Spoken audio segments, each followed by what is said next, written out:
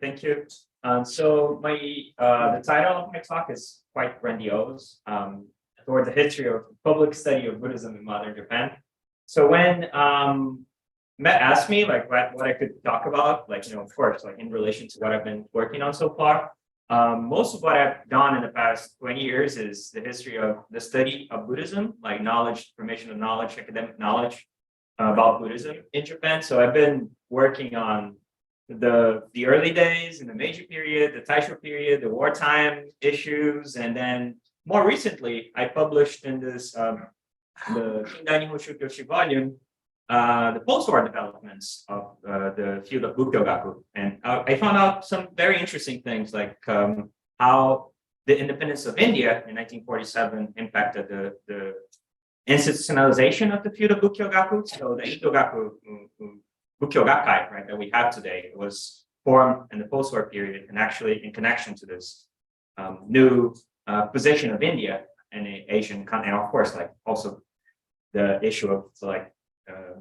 Japan losing its colonies, right? So it's and I thought about writing this overview of the topic, and this is what I envisaged at first: an introduction, the early days of Buddhism in Japanese academia. Then Murakami Sencho, he gets a big donation from Yasuda Zenjiro, and he's finally able to turn Intetsu into a department at Todai.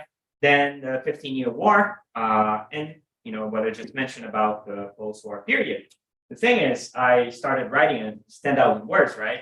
And I realized that I had already written 8,000 words only on this first part.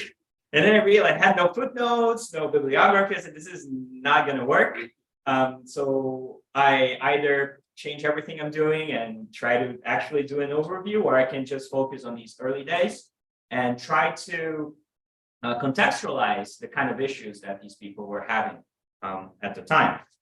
So what I'm going to do today is actually do what was originally only the first section of the article, and focus on the early days of Buddhism in Japanese academia.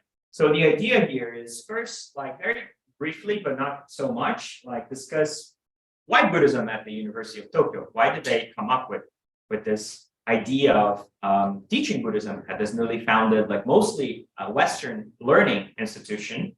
And the second issue is, which were the questions of these early Todai lectures, especially these two men here, Haratanzan and Yoshitani Kakuju. As you will see, among their issues were which should be the ultimate goal of Buddhism, what was Buddhism's objective as a religion or as a philosophy, and this is also connected, as I will discuss, with their perceived role as Buddhist scholars working for the state. Let's first go into the early days of Todai. So several texts introducing the history of the academic study of Buddhism in modern Japan mention the 1879 appointment of Haratanzan at the University of Tokyo as one of the foundational moments of the discipline.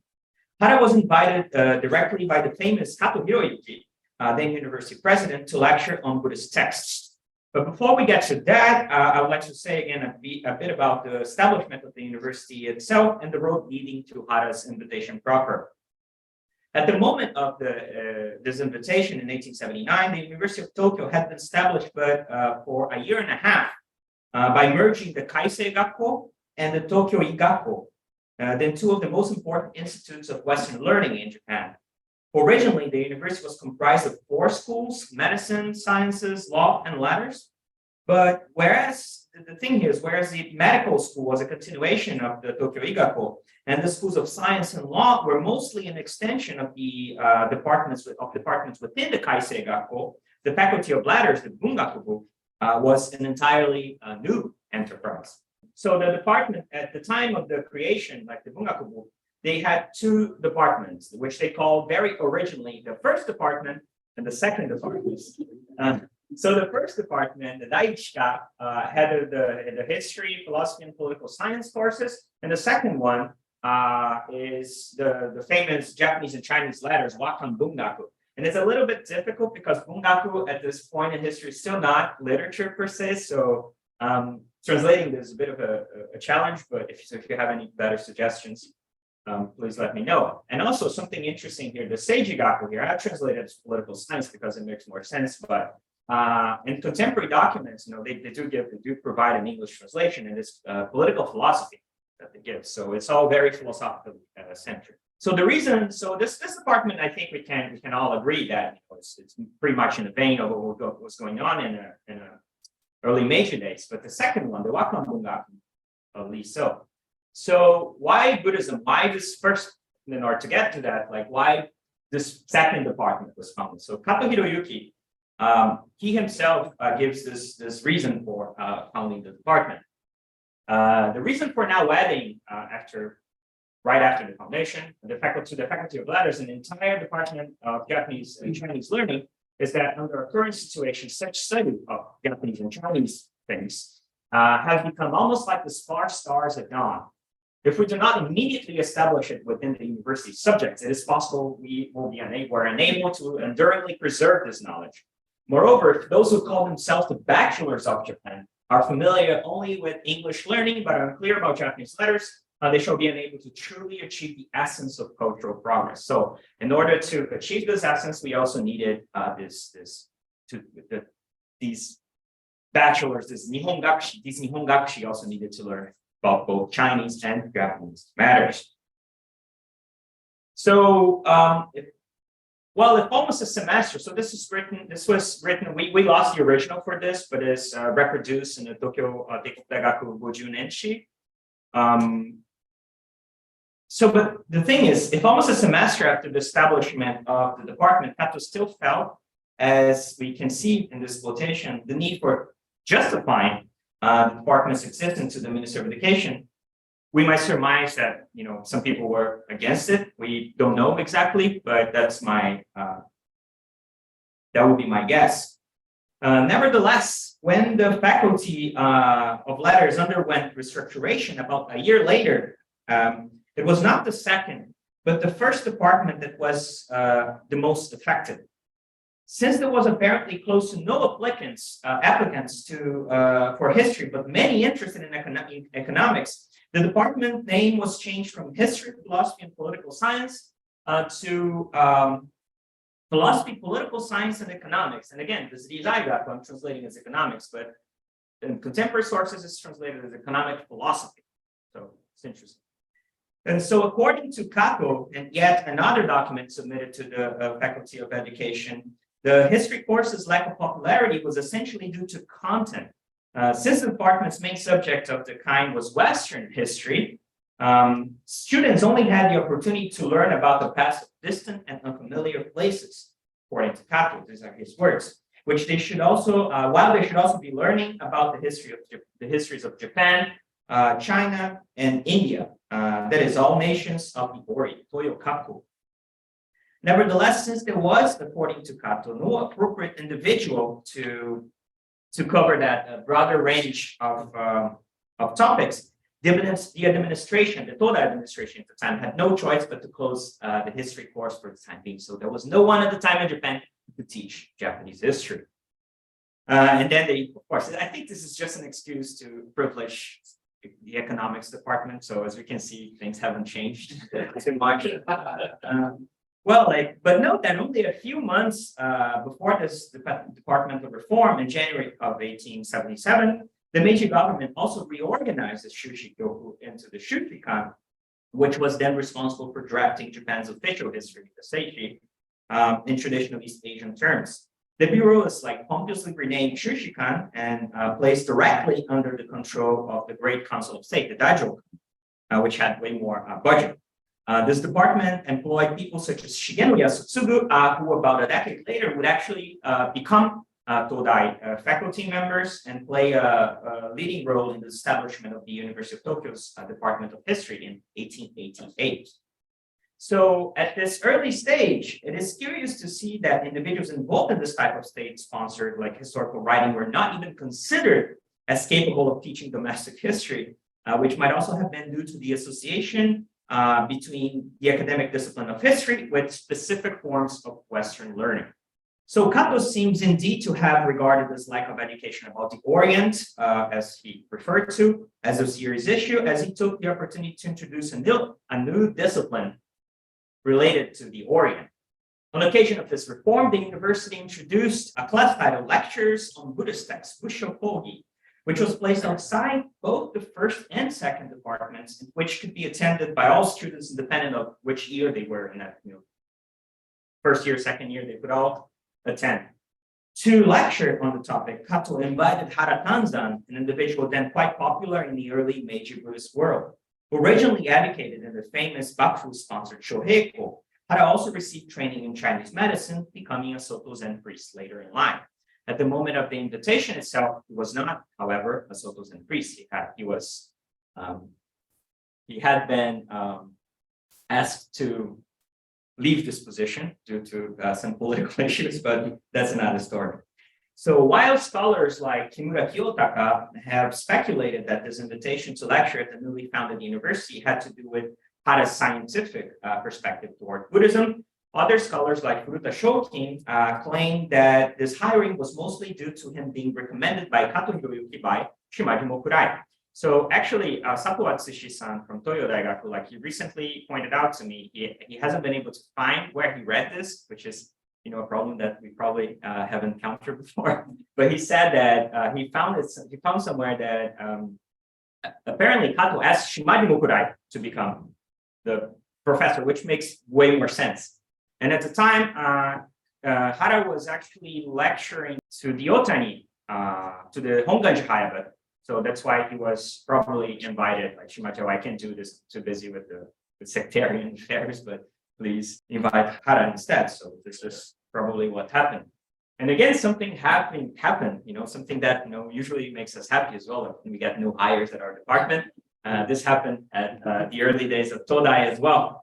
So 2 years later, in September 1881, the Faculty of Letters underwent yet another reform, which proved quite significant to the teaching of Buddhism.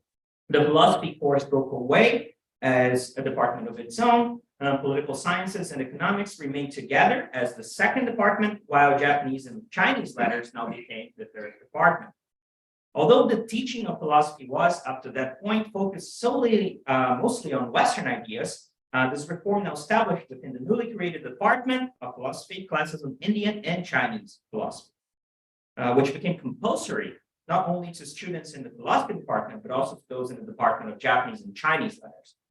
In this context, Hara's class was renamed Indian Philosophy from Bushokogi to Indian Philosophy, Indo Tetsugaku, becoming a Seika, a regular course within the faculty. This new status was not, however, the only change brought by the reform. At the stage, the university decided to hire a second lecturer to share duties with Hara. In contrast to the more Zen-focused Hara Nanzan, the university invited Yoshitani Kakuju, a Dojo Shinshu priest, was then recommended to Kato Hiroyuki as someone who could teach Tendai. So it's a Jodo Shinshu person, but was supposed to teach Tendai studies at Todai. And so he did. He taught the Hashu Koyo and other Tendai texts, what regarded as Tendai texts at the time. So from 1881 onward, Hara and Yoshitani both taught Indian philosophy, alternating texts every year.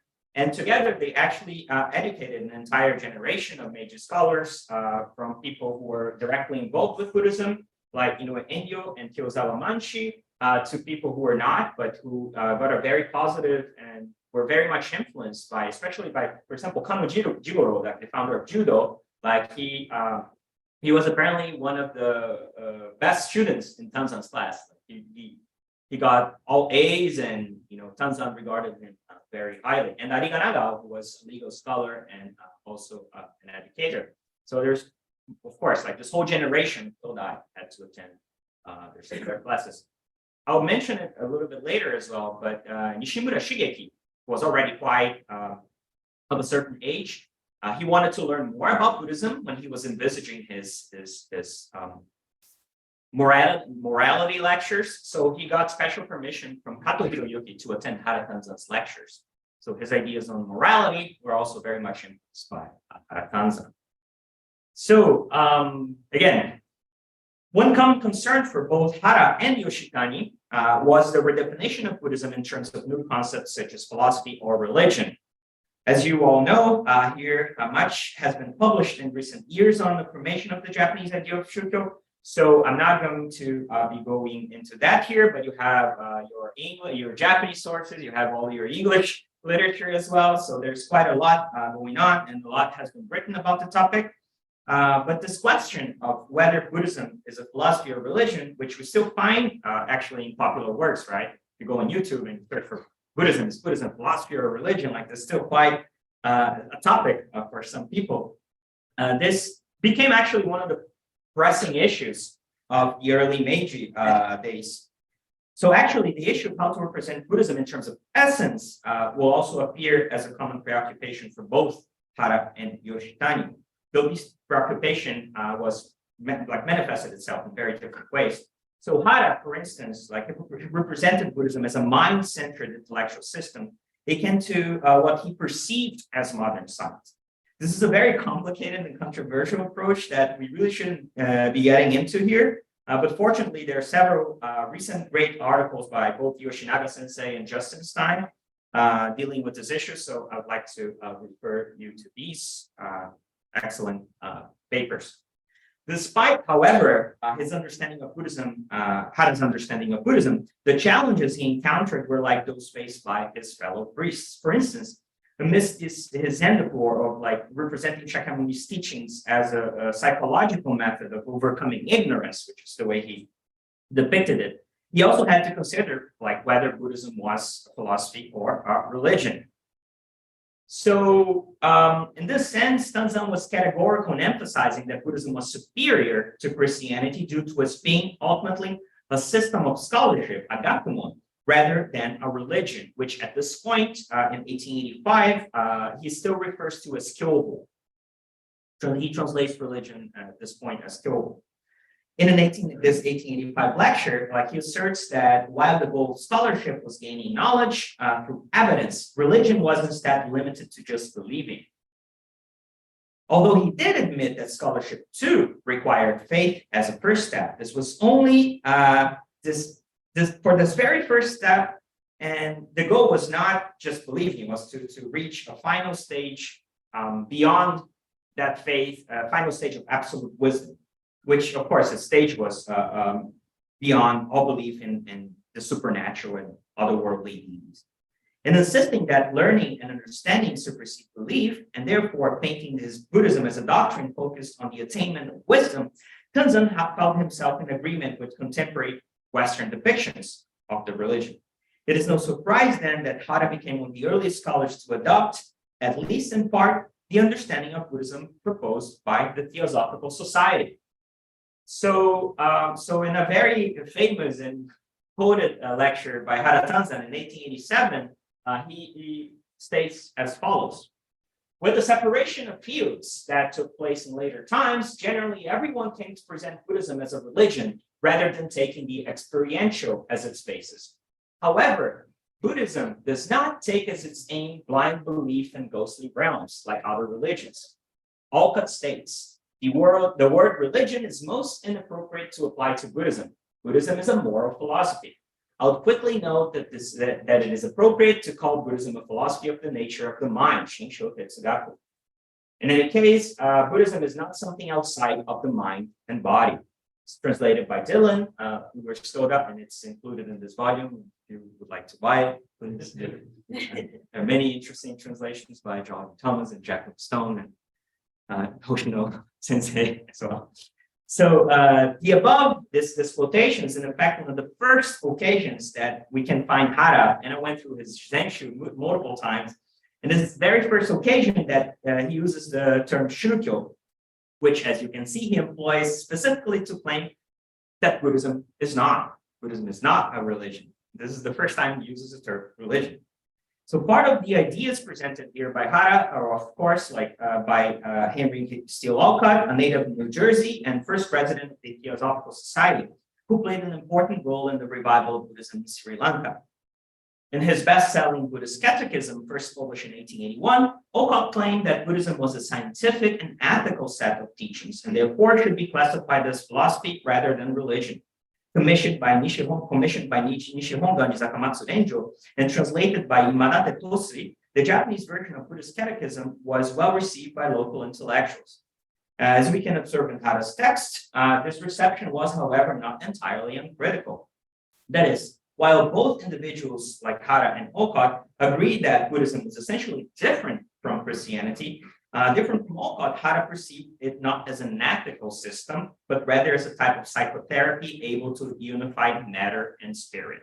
So I don't know if many of you are aware of this, but so this caused a huge sensation in Japan, and actually more than one translation of Olcott's Buddhist Catechism was published in Japanese at the time. This is the one that Hara consulted specifically, but due to this sensation that the book caused, Olcott was actually invited for a lecture tour in Japan, and he lectured, and I'm sorry, it's covering here, 76. He gave 76 lectures in 33 towns throughout Japan. And I don't think I think this is a number he made up. I don't know what kind of data he used for that, but he himself claims in his diaries that he lectures in Japan something like to 180,000 people, which means that to each of these lectures was attended by something like 2,500 people. And that's, of course, even for the Meiji Inzetsu, world, that's inflating things too much of it. But he was very popular. He lectured for 3 months almost, and this was only his first trip to Japan. He comes back again. It's more, and the impact that his first visit had, is described in detail in Yoshinaga Sensei's recent book. So if you're interested, I would refer you to that volume. So for Hara, however, his original experience of Buddhism as put forward by Shakyamuni had been lost. And the founder's ideas had degenerated into a set of, according to his own words, preposterous and irrational teachings. Hara's goal as a Buddhist scholar was therefore to recreate this perspective, which he considered crucial for the survival of Buddhism into new times. For Hara, however, the key for reconstructing this original Buddhism was not in recuperating lost ancient texts, or even summarizing their essence to modern lay audiences, but precisely in recovering this lost experience of Shakyamuni, Jiken. And it's very, what this Jiken is, in more specific terms, I'd like to refer you to this written paper by Stefan Lisha, was published in Journal of Religion in Japan, and he discusses specifically his understanding of experience and what kind of impact that had in the Meiji Buddhist world. So while in relation to Tanzan's idea of experience, I would like to direct you to Lisha's article. Here I would like to emphasize that according to Tanzan, it was precisely this focus on the written word against the original practice of Shakyamuni that had put Buddhism in the contemporary conundrum it found itself in.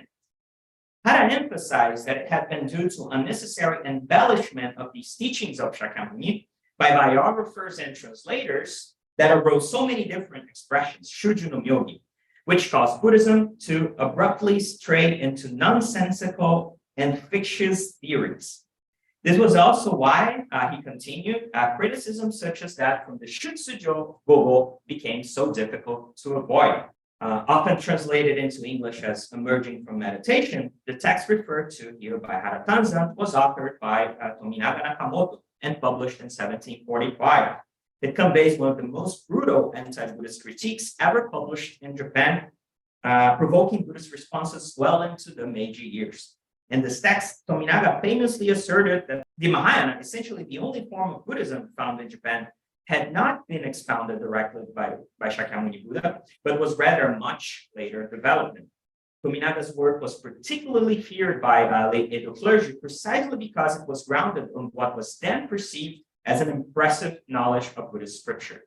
In the early Meiji years, this idea originally proposed by Tominaga was further backed by a new authority, and one that Japanese Buddhists at the time were not willing or very much inclined to deny, that authority of European scholarship. The place of Mahayana Buddhism in Western Buddhology is well known. For example, the likes of Max Mueller originally held a very Shakyamuni-centered view of Buddhism that apparently changed throughout the years, but which nevertheless had an important impact in early mid to Meiji Japan. That did not, this Miller's understanding of Mahayana Buddhism was originally very not very flattering. Although it did change over the course of the years. But for example, as you can see in the word of Mounier Williams, many at the time in European scholarship regarded the Mahayana, this history of decadence, into idolatry and fetishism. So, the Mahayana, the original full form of Buddhism, was the so-called Hinayana, and Mahayana was a later decadent development. So, although as we will see, these perspectives had from the early 1880s, this not too positive take on the Mahayana had become common sense for Japanese Buddhists at the time. And as people like Nanjo Bunyu and Kasahara Kenju returned from Oxford University, right, they interacted with this sort of scholarship and brought it back from Japan. Actually, even before they returned to Japan, they are already writing letters and publishing, their perspectives, what they're seeing there in places like the Meikyo Shinchi, for instance, which is a very popular Buddhist journal, like of the early Meiji period. So people, even before they came back from studying with Max Muller, they were already Japanese scholars, Japanese Buddhists were already aware this. There's a famous, according to Martin Kramer, story behind this. Like apparently Max Muller was apparently really, really tall, and he was standing in this picture originally, and it didn't look too good. So they had him sit. So it's not a very common way to take a picture at the time, with the person sitting in the middle. So again, like Tomoko Masuzawa has also written about this idea of the Mahayana as a decadent form of Buddhism and her invasion of world religions. Although Hara Tanzan did share with the rest of the contemporary clergy the perspective that Buddhism that present-day Buddhism was decadent and in need of some type of revival, he seemed to care very little for the debate on the validity of the Mahayana teachings. Although also deeply influenced by Western ideas, for Hara, the revival of Buddhism did not pass through the same issue of textual legitimization that other people at the time, understood. So for Hara, reviving Buddhism was not about, recovering texts, learning Sanskrit. That's not something that actually he cared about.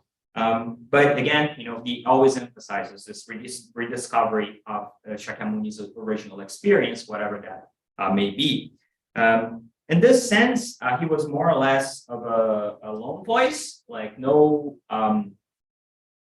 After he left Todai, although he did, influence quite a lot people like Kano Jigoro and Nishimura Shigeki and a group of other students like Yoshinaga Sensei, he actually emphasizes that in the intellectual world of Buddhist studies, Todai, his mainstream world of Buddhist studies, like he didn't really leave, any sort of like intellectual heirs.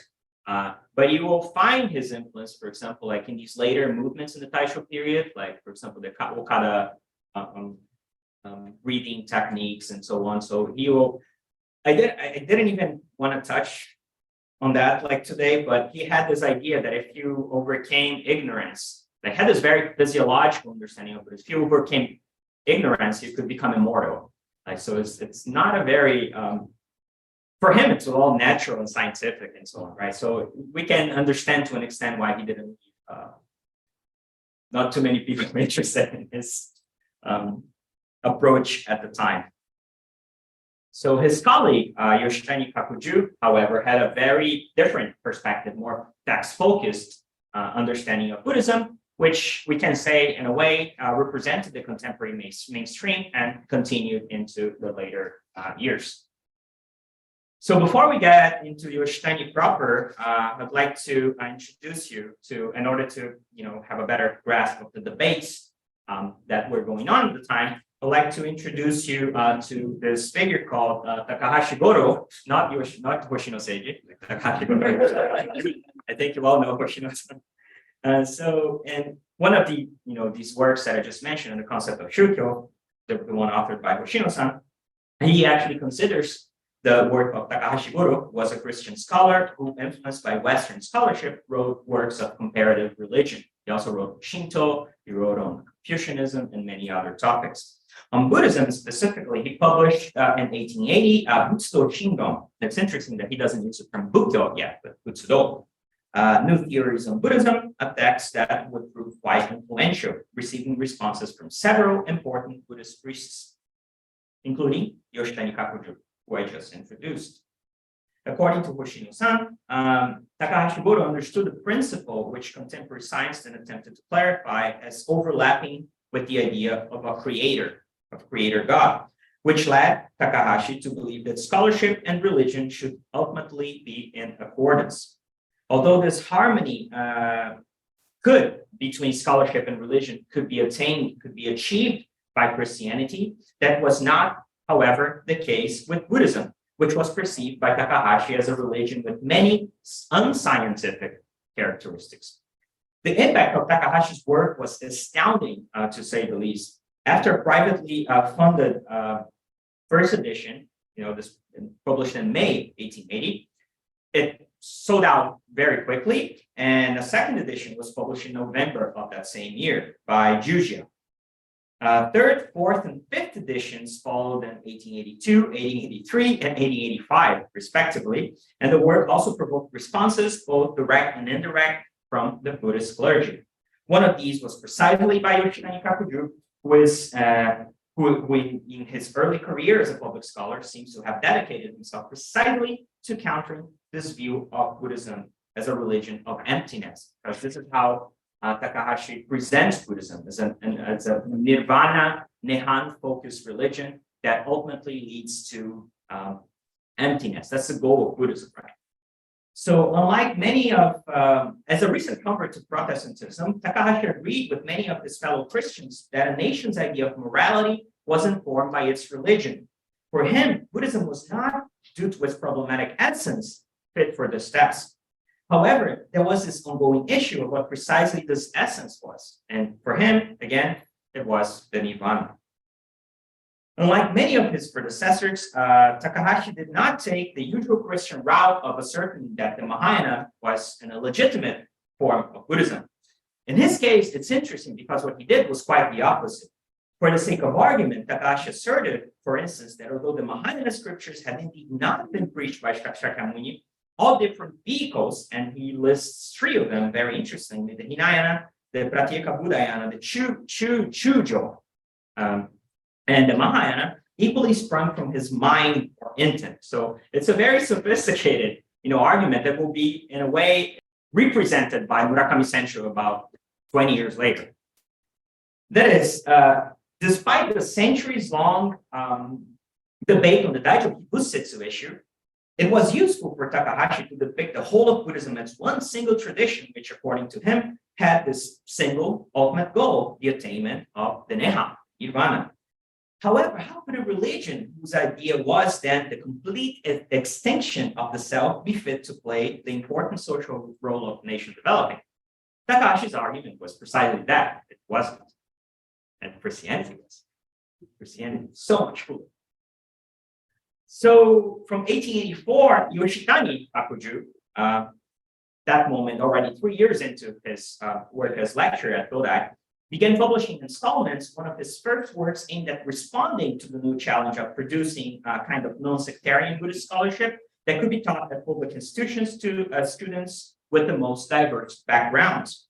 Bukkyo Taishi, for which Yoshitani himself seems to provide the English title, a brief account of Japanese present Buddhism, and this is interesting, was first serialized in the pages of the Ryochikai journal, edited by the Ryochikai Association, led by Shimaji Mokurai, and it was reprinted again as a single volume in 1886 by the Busho Shupankai, which had in the same year, and this is not a coincidence, also published the Japanese translation of Oka. So it's the same publishing house. That is, in this Bukkyo Taishi, Yoshitani is just trying to respond precisely to the kind of criticism put forward by the likes of Takahashi Goto, whose work he was absolutely surely familiar with.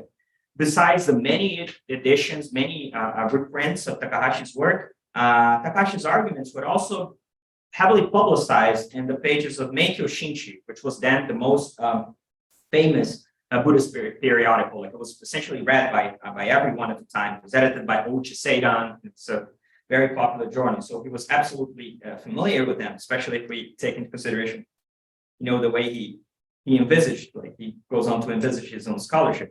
So the Butsudo Shingon was, again, reprinted many times. So let's take a look at one of his quotes. So again, in that response, it's a bit long, but in that response to these contemporary debates on what was the essence of Buddhism, the Nihon was indeed the essence of Buddhism, and if not, what it was, Yoshitani, it's actually the introduction of the work. He says, the original doctrine of Shakyamuni is as infinite and boundless as the number of atoms. Nevertheless, if we were to categorize its varieties, we would then have such distinctions as Mahayana and Hinayana, as exoteric and esoteric, expedient and true, partial and complete, noble and pure, sudden and gradual, etc. However, in recent times, the social climate has changed greatly. Religious ideas have progressed and revealed lively energy, in the sense that we now have those who attempt to distinguish religions between right and wrong, true and false. In this context, there are those who criticize Buddhism outwardly without knowing the truth of its teachings, or even discussing the original meaning of its particular doctrines. Those who spill such diluted arguments are not few. Among these types of criticism, the damage of Daijo Hikusito itself is not recent. Now, there are even those who will say that Buddhism's remarks are splendid and its truth deep, and that although one does not find in Buddhism the teachings of creation, it upholds as its ultimate doctrine the nirvana, that is, absolute emptiness. I cannot, however, accept that, and I am not alone in being unable to do so. This is something unpleasing for society in general, something that society itself does not wish, right? Like, so, the idea of nirvana as the center of Buddhism is not something that is good for society. Yoshitani also accuses not only Westerners, but also the people from India and Ceylon of having no understanding of the deep principles of the Mahayana. People have been misunderstanding the Mahayana completely, not him. Throughout this 1886 work, and also in those that would follow, he asserted that it was not the nirvana, but thusness. And this is something that you will be very influential towards Inoue Enryo. Apparently, Inoue Enryo, according to Sato Hatsushi-san, got this from Yoshitani. This idea of Shinyo as the most essential principle amidst the myriad Buddhist teachings. Yoshitani explicitly recriminates certain groups for claiming that Hinayana alone represented the Buddha's true words, Shinsetsu, but also blindly accepted the Hinayana's one-sided view of the emptiness principle. And he refers to it as Henshin no Kuri. So this is all wrong. People are not even getting the Hinayana, and I'm using Hinayana here, of course, as same way he's using as a translation for shoujo. Although the nirvana had been a hot topic for debate in 19th century European Buddhology, names as different as, for example, Bernouf, Saint-Hilaire, Max Müller, and Scherbatsky, although by no means, agreeing with each other, all depicted more or less Buddhism, Buddhist nirvana as a type of annihilation of the self. This is a term used by Max Müller. He refers to nirvana in this way.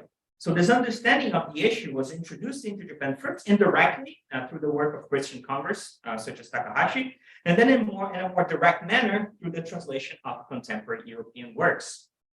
So we all say a lot about the influence of European Buddhology in Japan, especially after the return of Nanjo Bunyu and Kasahara Kenju.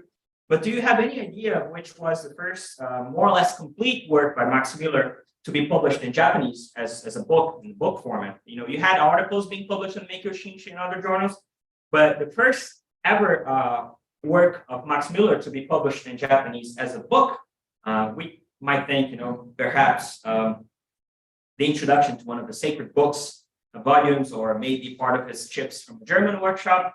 Actually, no, it was precisely a work on the Nirvana, which was published in 1886. The very same year, Yoshitani published his Bukkyo Taishi. It was translated into Japanese by a Nishin Honganji priest named Kato Shokaku, and it was inspected, right? It's perhaps the best way to translate it, checked, proofread by Nanjo Bunyu himself. So this is a translation of a short article published in 1857 at the Times, and later included, reprinted several years later in one of Müller's chips from a German workshop volumes. So the choice for a lesser known article cannot have been for this lesser known article, like, who knows Miller, like, he wrote so much stuff, but why this article, right? So that's a good question. I don't think it was a coincidence, of course, if you understand the context, people were discussing these things at the time. And I think that this translation itself was a response to the debate that I just introduced. Although it is, as an article, an affirmation of Mueller's annihilationist views, this article, The Meaning of the Nirvana, was drafted as a response to an earlier article penned by this individual named Francis Foster Barham, who was an English religious writer, again, influenced heavily by theosophy, who developed his own religious system called Allism, from Allah, from the name of God. He describes it as a divine system aimed at reconciling all great truths, which is, again, very philosophical. In Buddha and His Critics, which was the original article to which Mueller is responding to, Barham described the Buddhist nirvana as deification, apotheosis, absorption of the soul into God, but not its annihilation. In his response, however, Mueller insisted on the legitimacy of the idea of nirvana as utter annihilation. So the introduction of this work into Japan revealed to local audiences that there was, even in Europe, an ongoing debate on the topic, one to which the Japanese clergy could perhaps contribute, and Yoshitani did. So these debates on the essence of Buddhism, the nirvana, or like, was it the nirvana, was it the experience, was it the social experience, which we'll see later, were for Meiji Buddhists, like, way beyond the limits of doctrinal studies, as we would call them today. In 1881, the same year, Yoshitani was invited to teach at the University of Tokyo. The Japanese government issued, pressured by pro-democratic forces of the Jiyumin Keindo, the imperial edict for inaugurating a national assembly, the Kokkai Kaisetsu no Mikoto Nori. And roughly at the same time, the process of constitutional drafting also began. And when it began, this led to several private associations drafting their own proposals. The constitution was ultimately promulgated in 1889, prepared by a group centered on Ito Hirogumi and Inoue Kowashi, and under the influence of the Prussian system. As clarified, for instance, in studies by both Yamaguchi Teruomi and Trent Maxey, throughout the 1880s, debates of religion, the role of religion in state formation, were very present in society, with Christians like Takahashi claiming that their religion was the most fit for a nation aimed to join the civilized world, while Buddhists like Yoshitani emphasized the exact opposite. It was their religion and not Christianity that was adequate for the civilized world. In this context, as seen, for instance, Nishimura Shigeki's influential work, Nihon Tokuron, the idea of developing the nation through the establishment of a shared sense of morals that would spread from individual to society became increasingly popular over the course of the 1880s. Therefore, in a time when reinventing Buddhism in this national framework was the order of the day, one can thus imagine how problematic the likes of Yoshitani must have found the depiction of their religion as one that held ideals such as the annihilation of the self and pure emptiness.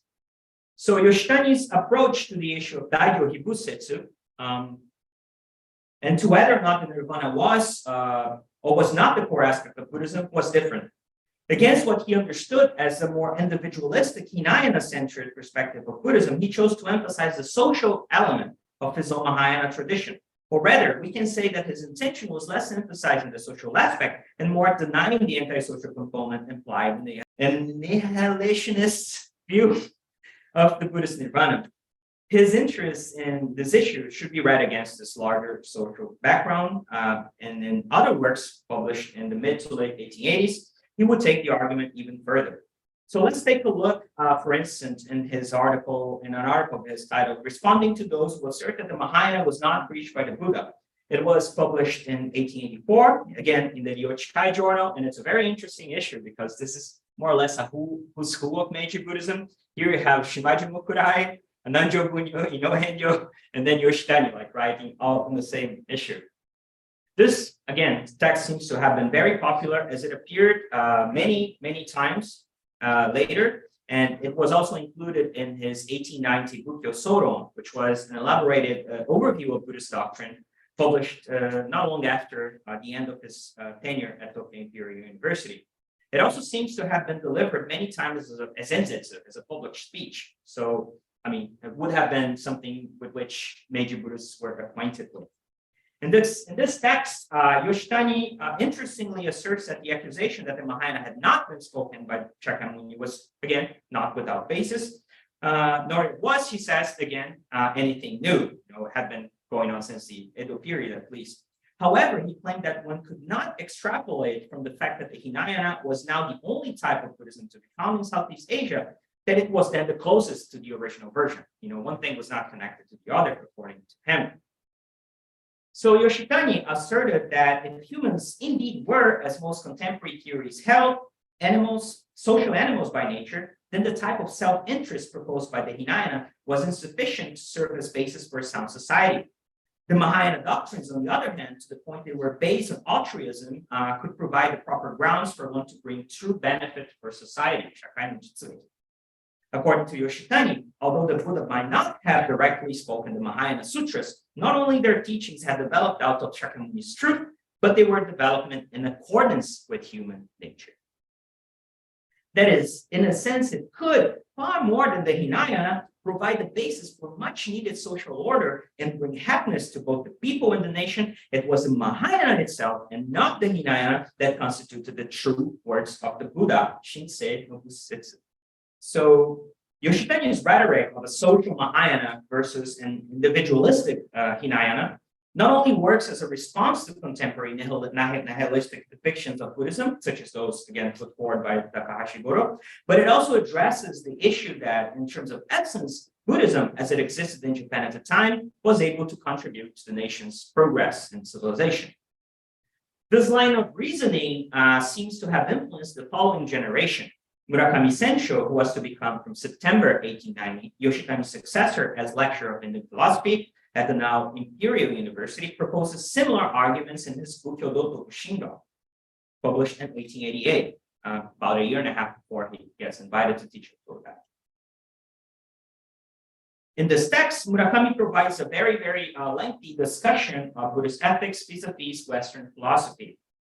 Although he used the Hinayana and Mahayana as examples of what Western thinkers called, according to him, selfish and altruistic moral principles, Murakami claimed he preferred defining the two vehicles in terms of inferior kato and superior koto.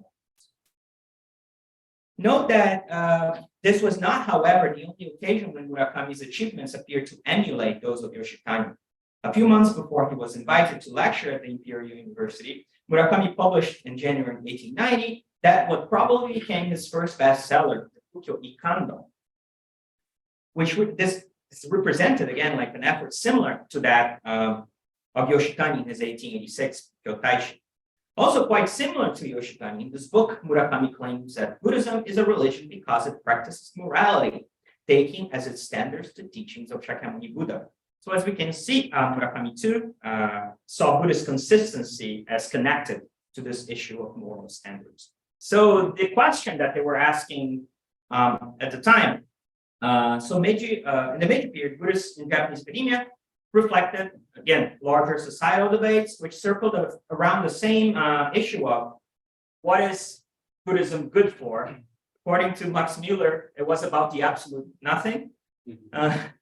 But Hara Tanzan, however, emphasized it was about fostering more scientific beings and ultimately becoming immortal, which is kind of cool if you think about it. And for Yoshitani Kakuju, it was about advancing social morals.